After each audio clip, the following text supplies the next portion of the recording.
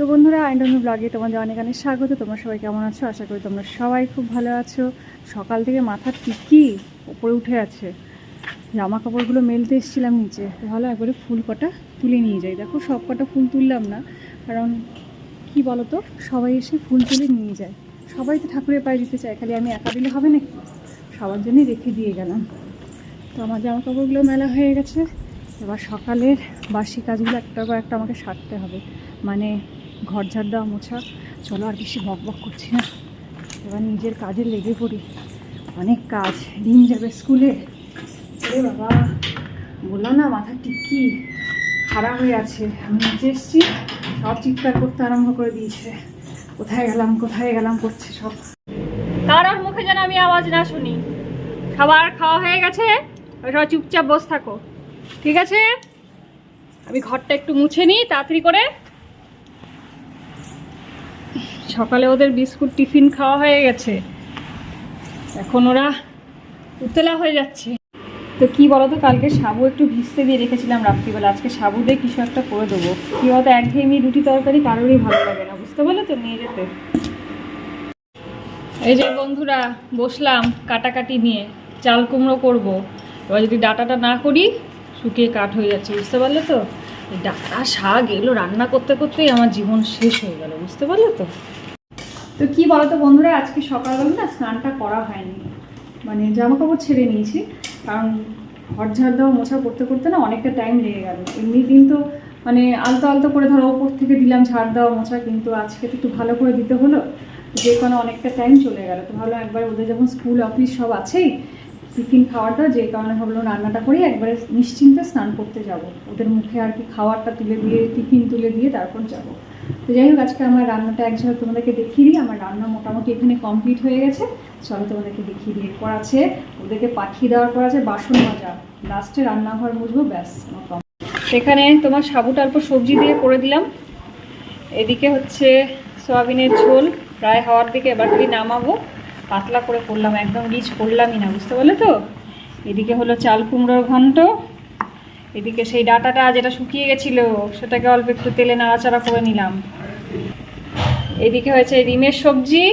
এবার সবজির পালা, এটা হচ্ছে লুচি রানির সবজির চিকেন, এখানে হচ্ছে তোমার চিকুবাবুর সবজি সেদ্ধ স্টু আর কি। তো এই হয়েছে আমার আজকে রান্না। চলো এবার সবাইকে খানা পিনা দিয়ে, টিফিন টিফিন দিয়ে রান্নাঘর পরিষ্কার করবো।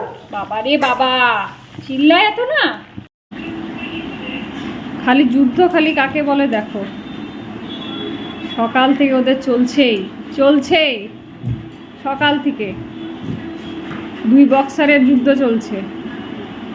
চিকু ওর সাথে পারছে না, হ্যাঁ, চিকুকে উল্টে দিচ্ছে, আমি সেটাই অবাক হয়ে যাচ্ছি। চিকু ওর সাথে পারছে না, ছি ছি ছি ছি ছি ছি। এখন এই গরমকালে স্নান করার মতো আরাম মনে হচ্ছে কোনো কিছুতে নেই, কিন্তু কিছুক্ষণের জন্যে আবার যেইকে সেই হয়ে যাবে।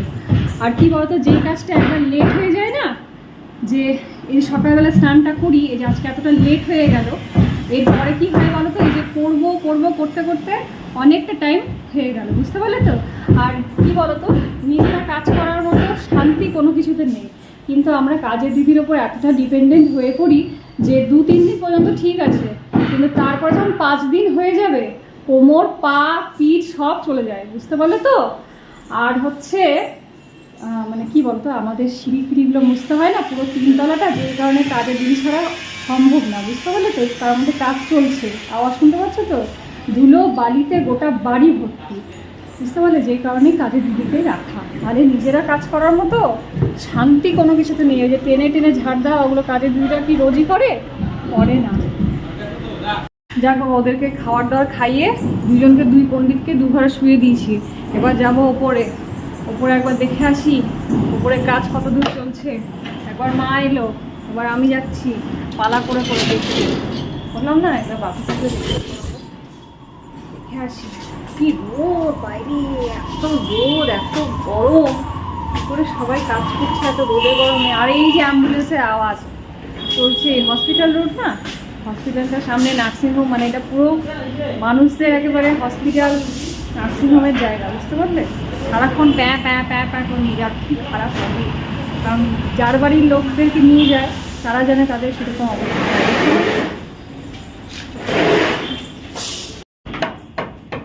এই সিঁড়িটাতে আজকে কাঠটা লাগালে না, এটা ঢালাইটা কবে হবে? ওই দিনই হবে, রবিবার দিনই হবে।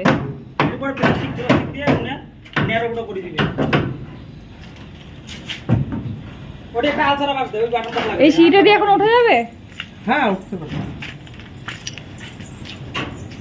জল দিয়েছো আজকে? না পরে দিতে লাগবে। পুরো এই যে এদিকে একটা আলা বাঁধবে, ওই আগুনকে ছাড়া। ওই ওপরে কি ওই গাছটা রেখেছো নাকি? গাছটাতে জল দিতে হবে তো।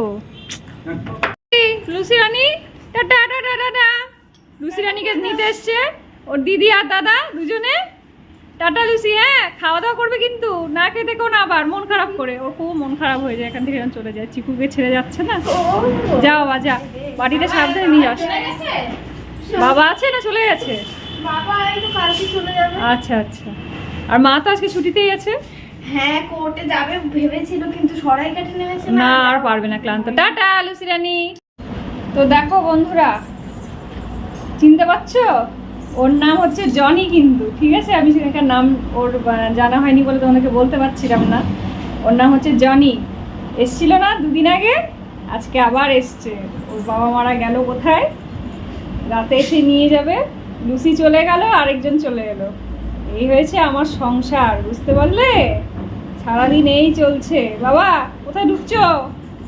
হ্যাঁ কোথায় ঢুকছো তুমি? শোনা, চলো জল খেয়ে নাও, চলো জল খেয়ে নাও। শোনা তো কি বলো তো বন্ধুরা, মাকে বললাম আজকে তুমি আর চা করো না, ঘোলই খাবো। কারণ হচ্ছে চা না এই গরমে আর খেতে ইচ্ছা করছে না। একে তো গরম, তারপর পেটে যখন এই গরম গরম জিনিসগুলো যাচ্ছে না, আমাদের পেটটাই ব্লাস্ট হয়ে যাবে। সত্যি এতটা গরম পড়ে গেছে না, ছাদের থেকে এসে নিয়ে আরও বেশি রোদটা মানে দাঁড়িয়ে থাকছে, আর বেশি গরম করছে। দেখছো না জামা কাপড়গুলো এখনো ভাঁজ করা হয়নি। আমি এলাম তো মা গেল, একটু খেয়ে নিই, অল্প একটু ঘোলটা খেয়ে তারপর যাবো ওদেরকে পেমেন্ট করতে, বুঝতে পারলে তো? ও আদর, কত আদর, কত আদর। ছোট ভাই জানো শোনা, ওদিকে যেও না শোনা। কি বলতো বন্ধুরা, রোজ রোজ যে ফাঁকিবাজি মেরে রান্নাবাড়িগুলো করছি না, মানে যে সকালে রান্না করছি রাতে খাওয়াচ্ছি সবাইকে, তাতে সবার মাথা গরম হয়ে গেছে।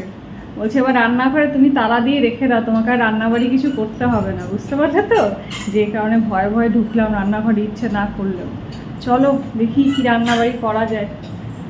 রান্না আর কি করবো, খেতে তো কিছু ইচ্ছে করছে না, তাও করতেই হবে। তো ফ্রিজ থেকে বার করলাম ঢ্যাঁড়স। ঢ্যাঁড়সটা অল্প একটু ভেজে দিই, রুটির সাথে ঢ্যাঁড়স ভাজা চলে যাবে। চলো কেটে ঢ্যাঁড়স থেকে ভেজেই দিলাম, বুঝতে পারলো তো? আর পেঁয়াজ রসুন দিয়ে করতে পারি না। আর এখানে আমার আটাটা মাখা হয়ে গেছে, এবার রুটিটা করে নেব। আর ডিমের বাবার জন্য একটু পান্তা ভাত রেখে দিয়েছি, যা খাবে খাবে। চলো রুটিটা করে নিই। হ্যাঁ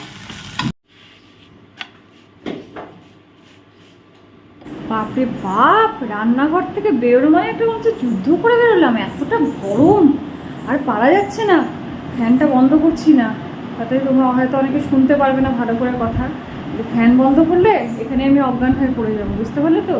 ওই ঘরে চলছে এসি, এখন এসি ঘরে আমি ঢুকবো না, আগে নিজে ফ্রেশ হব তারপর ঢুকবো এই ঘরে। আর এখন কি বলতো, শুনতে পাচ্ছি চারদিকে একটা নাকি হাওয়ার মতো এসছে, মানে পেটে ব্যথা, পটি হওয়া, এগুলো নাকি খুব হচ্ছে। চারদিকে গরমটা অনেক পড়ে গেছে না, তো সবাই কিন্তু ভালো মানে কী বলবো, খাওয়া দাওয়াগুলো ঠিকঠাক করে করো, বেশি রিচ খেতে যেও না, বাইরের জিনিস খেতে যেও না। বেশি জ্ঞান দিয়ে ফেললাম না, তাও বলছি নিজেদের সবার যত্ন নিও। আজকে আমাদের ভিডিওটাকে এখানে করছি, যদি ভালো লেগে থাকে অবশ্যই একটা লাইক করে দিও। কালকে আরেকটা নতুন ব্লগ নিয়ে আসবো, ততক্ষণের মতো টাটা। এখন অনেক কাজ, স্নান করবো, তোমাদের জন্য এডিট করতে বসবো। যারা আমাকে ভালোবাসো তাদের জন্য, যারা আমাকে ভালোবাসো না তাদের জন্য। প্লিজ আমাকে সাপোর্ট করো তোমরা এইভাবে। আজকের মতো টাটা।